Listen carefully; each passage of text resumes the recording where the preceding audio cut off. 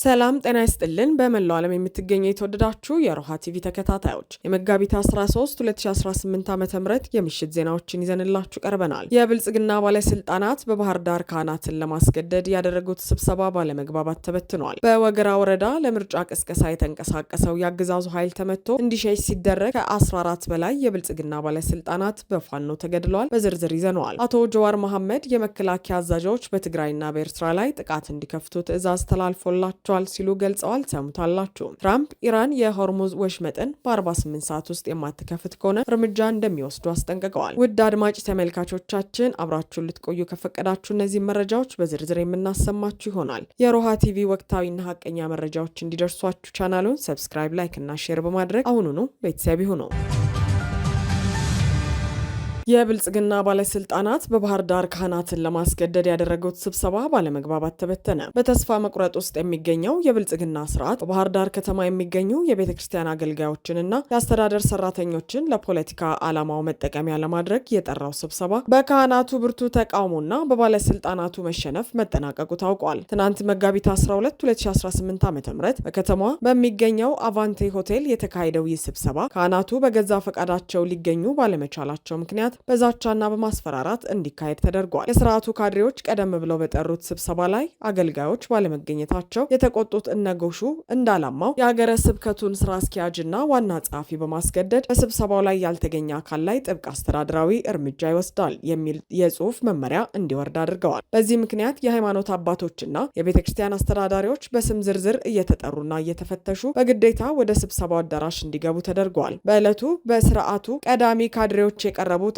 አጀንዳዎች ሙሉ በሙሉ ፖለቲካዊ ይዘት ያላቸው እንደነበሩ ኢትዮ 251 ሚዲያ ምንጮቹን ዋቢ አድርጎ ዘግቧል። ባለስልጣናቱ ካህናቱ ጽንፈኛ ያሉትን የፋኖ ኃይል እንዲያወግዙ፣ ከህዝብ እንዲነጥሉና ከስርዓቱ ጎን እንዲቆሙ በይፋ ጠይቀዋል። ከዚህም ባለፈ ለባህር ዳር ከተማ ምርጫ ክልል አቶ ተመስገን ጥሩነህና አቶ አረጋ ከበደ መቅረባቸውን በመግለጽ ካህናቱ ራሳቸው እንዲመርጡና ምዕመናንም ለብልጽግና ድምፅ እንዲሰጡ እንዲቀሰቅሱ ትዕዛዝ አስተላልፈዋል። ይሁን እንጂ ስብሰባው የባለስልጣናቱን ግምት የሳተ ነበር። በዕለቱ ጥቂት ሆዳደር ግለሰቦች ስርዓቱን ለማሞገስና ጋፍ ለመስጠት ሲሞክሩ በአዳራሹ የነበሩ ካህናት በስላቅና በጫጫታ ንግግራቸውን ሲያቋርጣቸው እንደነበር የመረጃ ምንጮች አክለው ገልጸዋል። ካህናቱ የቀረበውን አጀንዳ ባለመቀበላቸውና ከስርዓቱ ዓላማ በተቃራኒ የግልና የህዝብ ብሶቶችን በማንሳታቸው ባለስልጣናቱ ለከፍተኛ ቁጣና ተስፋ መቁረጥ ተዳርገዋል። በመጨረሻም የስርዓቱ ካድሬዎች በካህናቱ ምላሽ በመናደድ ወደዳችሁም ጠላችሁም ብልጽግና ያሸንፋል፣ እኛም እስከ መጨረሻው ለብልጽግና እንሞታለን፣ ዛሬ የተቀመጥነው በእውቀትና በክህሎት ተሽለን ሳይሆን ለብልጽግና ታማኝ በመሆናችን ነው። እናንተ ብትደግፉንም ባትደግፉንም እንደምንቀጥል እወቁ በሚል የዛቻ ቃላት ስብሰባውን ለመዝጋት ተገደዋል። ይህ ክስተት አገዛዙ በሃይማኖት ተቋማት ውስጥ ያለውን ተቀባይነት ሙሉ በሙሉ ማክተሙንና በኃይል ብቻ ለመቀጠል እየሞከረ መሆኑን የሚያሳይ ትልቅ ማሳያ ሆኖ አልፏል ብለዋል። በወገራ ወረዳ ለምርጫ ቅስቀሳ የተንቀሳቀሰው የአገዛዙ ኃይል ተመቶ እንዲሸሽ ሲደረግ ከ14 በላይ የብልጽግና ባለስልጣናት በፋኖ ተገደሉ። በሰሜን ጎንደር ዞን ወገራ ወረዳ ለምርጫ ቅስቀሳና የድምፅ መስጫ ካርድ ለማደል ሲንቀሳቀስ የነበረው የአገዛዙ ጥምር ኃይል አማራ ፋኖ ብሔራዊ ንቅናቄ የሰሜን አማራ ቀጠና በላይ ዘለቀ እዝ ብርቱ ምት ደርሶበት ወደ መጣበት መመለሱ ታውቋል። ዛሬ መጋቢት 13 2018 ዓ.ም በወረዳው ጉንኮና ጉንትራቦ በተባሉ ቀበሌዎች የተንቀሳቀሰው የአገዛዙ ኃይል በዳግማዊ ቴዎድሮስ 5ኛ ኮር ጎንደር የበጋሻው ክፍለ ጦር ስር በሚገኘው የአጥናፍ ብርጌድ አባላት አይቀሬውን ቅጣት ተቀብሏል። በአርበኛ ያየህ አስምሮ የሚመራው ይኸው የፋኖ ኃይል ከጠዋቱ 3 ሰዓት እስከ ቀኑ 8 ሰዓት ድረስ በወሰደው የተቀናጀ የማጥቃት እርምጃ የአገዛዙን ኃይል መፈናፈኛ አሳጥቶታል። በዚህ ወታደራዊ ጥበብ በተሞላበት አውደ ውጊያ የአገዛዙ ጥምር ኃይል ከፍተኛ ሰብአዊና ፖለቲካዊ ኪሳራ የደረሰበት ሲሆን የጀመረውን የምርጫ ዝግጅት ሙሉ በሙሉ አቋርጦ ነፍሱን ለማዳን ወደ ገደብዬና ዳባት ከተሞች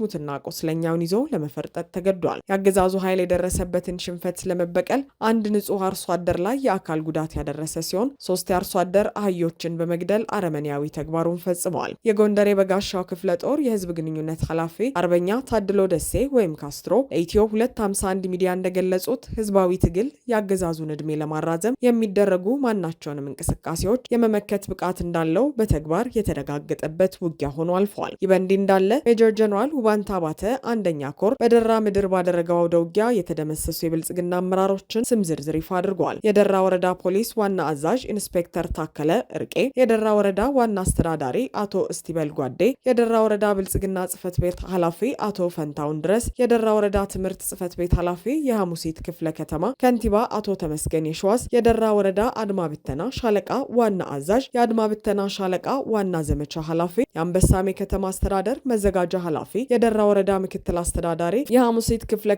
ከተማ የወንጀል ምርመራ ክፍል ኃላፊ ኮማንደር ምህረት ካሴ፣ የደራ ወረዳ ፖሊስ ሰው ኃይል አስተዳደር የአርብ ገበያ ከተማ ፖሊስ አዛዥ ረዳት ኢንስፔክተር ሰለሞን ምስጋናው፣ ደራ ወረዳ ሚሊሻ ኃላፊ ጋሻነው አበራና ሐሙሲት ክፍለ ከተማ ወንጀል ምርመራ አስተዳደር ዋና ሳጅን ነጋ በፋኖ የተደመሰሱ ናቸው። ሌሎቹም ከፍተኛና መካከለኛ የብልጽግና አመራሮችና የአድማ ብተና መደበኛ ፖሊስ ኃላፊዎች እንደሚገኙበት ተነግሯል።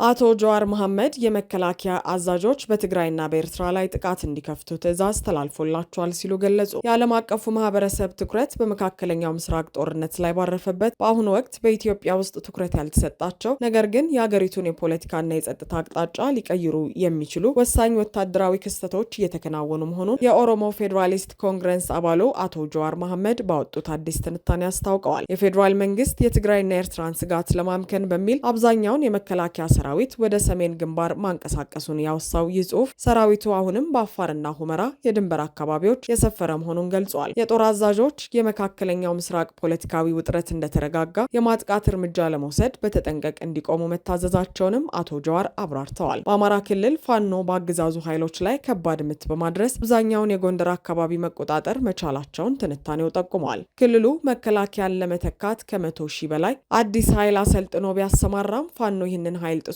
ማለፉና በርካታ ሚሊሻዎችን እንዲሁም የቀድሞ የልዩ ኃይል አዛዦችን መማረክና መግደል መቻሉ የክልሉ ኃይሎች ታማኝነት ለመንግስት ሳይሆን ለፋኖ ሊሆን እንደሚችል አመላካች ነው ብለዋል። የጸጥታ ስጋቱ እየጨመረ በመምጣቱ ምክትል ጠቅላይ ሚኒስትሩን ጨምሮ የብልጽግና ፓርቲ ከፍተኛ አመራሮች በገጠር ወረዳዎች ከመወዳደር ይልቅ ምርጫቸውን በባህር ዳር ከተማ ለማድረግ ማቀዳቸው ተገልጿል። በተመሳሳይ በኦሮሚያ ክልል የኦሮሞ ነጻነት ሰራዊት አብዛኛውን ኃይሉንና የጦር አዛዦቹን ከምዕራብና ደቡብ ኦሮሚያ ወደ ማዕከላዊ ክፍል ሸዋና አርሲ በማምጣት ምሽጉን እያጠናከረ መሆኑ በፖለቲከኛው ጽሑፍ ተመላክቷል። መንግስት ይህንን የወነሰ ስትራቴጂካዊ መስፋፋት ለመቀልበስ የእግረኛ ጦር እጥረት ስላለበት በመዲናው አዲስ አበባ 100 ኪሎ ሜትር ራዲየስ ውስጥ በተለይም በምስራቅና ሰሜን ሸዋ ዞኖች በድሮንና ሄሊኮፕተር የታገዙ ከባድ የአየር ጥቃቶችን በመፈጸም ላይ ይገኛል። ላብነትም ባለፈው አንድ ሳምንት ብቻ በምስራቅ ሸዋ አዳሚ ቱሉ ወረዳ እስከ 30 የሚደርሱ የአየር ጥቃቶች መፈጸማቸው በጽሑፉ ተጠቅሷል።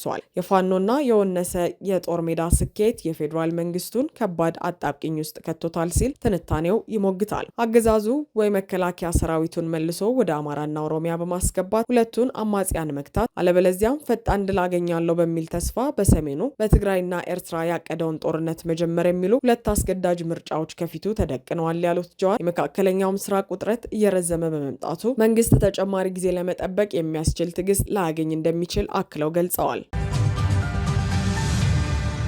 ትራምፕ ኢራን የሆርሙዝ ወሽመጥን በ48 ሰዓት ውስጥ የማትከፍት ከሆነ እርምጃ እንደሚወስዱ አስጠነቀቁ። የአሜሪካ የኢነርጂ መረጃ አስተዳደር በ2023 የመጀመሪያ አጋማሽ በቀን 20 ሚሊዮን በርሜል ነዳጅ እንዳለፈ ይገምታል። ይህም በዓመት ወደ $600 ቢሊዮን የሚገመት የነዳጅ ንግድ በባህር መስመሩ ላይ ይተላለፋል ማለት ነው። በባህር ወሽመጡ ላይ የሚከሰት ማንኛውም አይነት መስተጓጎል በዓለም አቀፍ ደረጃ የነዳጅ አቅርቦት ላይ ከፍተኛ መዘግየትን ሊያስከትል ይችላል። ይህም ወዲያውኑ በዓለም ዙሪያ የዋጋ ንረት እንዲፈጠር ያደርጋል። ይህ ባህረ ሰላጤው ሀገራት በሚገባ የነዳጅ ዘይት ላይ ጥገኛ በሆኑት ዩናይትድ ስቴትስን ጨምሮ በሌሎችም ሀገራት ላይ ከፍተኛ ጫና ሊኖረው ይችላል። የሆርሙዝ የባህር ክፍል በኢራንና በኦማን መካከል የሚገኝ መተላለፊያ ወሽመጥ ነው። መግቢያውና መውጫው 50 ኪሎ ሜትር ስፋት ያለው ሲሆን በመሃል ላይ ደግሞ በጣም ጠባብ የሆነው ቦታ 40 ኪሎ ሜትር ብቻ ነው። ወሽመጡ በማዕከላዊው ክፍል ብቻ ትላልቅ መርከቦች ለማሳለፍ የሚሆን ጥልቀት አለው። የባህር አሳሾች መግቢያና መውጫው ለትልልቅ መርከቦች ደህንነቱ የተጠበቀ መሆኑን ያረጋገጡ ሲሆን በመካከልም ክብደት ያለውን ነዳጅ ጭነው ለሚጓዙ ምቹ መሆኑን ይገልጻሉ። እነዚህ ግዙፍ መርከቦች ወደ 10 ኪሎ ሜትር ስፋት ባለው የሰርጡ ክፍል ላይ መቅዘፍ ይኖርባቸዋል። ነዳጅ ጫኝ መርከቦች በፋርስ ባህረ ሰላጤ ሲያልፉ በኢራንና በአረብ ሀገራት መካከል አወዛጋቢ በሆኑት የቱም ደሴቶች አቅራቢያ ያልፋሉ።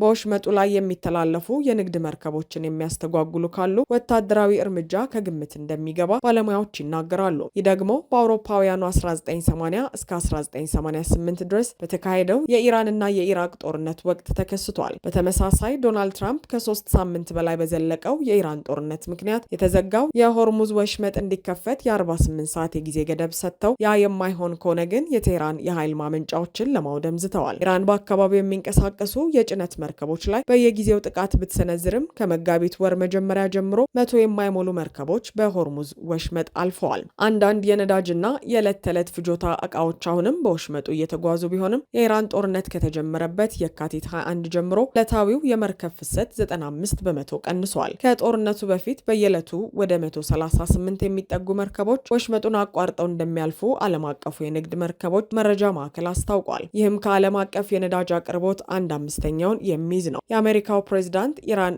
ወሽመጡን ሙሉ በሙሉ እንድትከፍት ቢያስጠነቅቁም ኢራን ግን የተዘጋው ለጠላቶቼ ብቻ ነው ስትል አቋሟን ግልጽ አድርጋለች። ይህ በእንዲህ እንዳለ በኳታር ባጋጠመ ሄሊኮፕተር አደጋ 6 ሰዎች መሞታቸው የሀገሪቱ የመከላከያ ሚኒስትር አስታውቋል። ሄሊኮፕተሩ እሁድ ዕለት በመደበኛ ስራ ላይ ያለ የቴክኒክ ችግር እንዳጋጠመው ኳታር ገልጻለች። በተደረገው ፍለጋ በሄሊኮፕተሩ ላይ ከነበሩት ከ7 ሰዎች ውስጥ የ6ቱን ለማግኘት ተችሏል ሲል ሚኒስትሩ በኤክስ ላይ በሰጠው መግለጫ አስታውቋል። ሚኒስትሩ በኋላ ላይ ባወጣው መግለጫ ከሟቾቹ መካከል 2 የቱርክ ሲቪሎችንና 1 የቱርክ ወታደር እንዳሉበት ይፋ አድርጓል። ኳታር ባለፉት ሳምንታት ውስጥ በኢራን ጥቃቶች የደረሰባት ሲሆን ዋናው የነዳጅ ማመንጫ ጣቢያዋ ደግሞ በያዝነው ሳምንት ውስጥ ተመቷል። የአሁኑ የሄሊኮፕተር አደጋ ከኢራን ጦርነት ጋር የተያያዘ ስለመሆኑ ግልጽ አልተደረገም።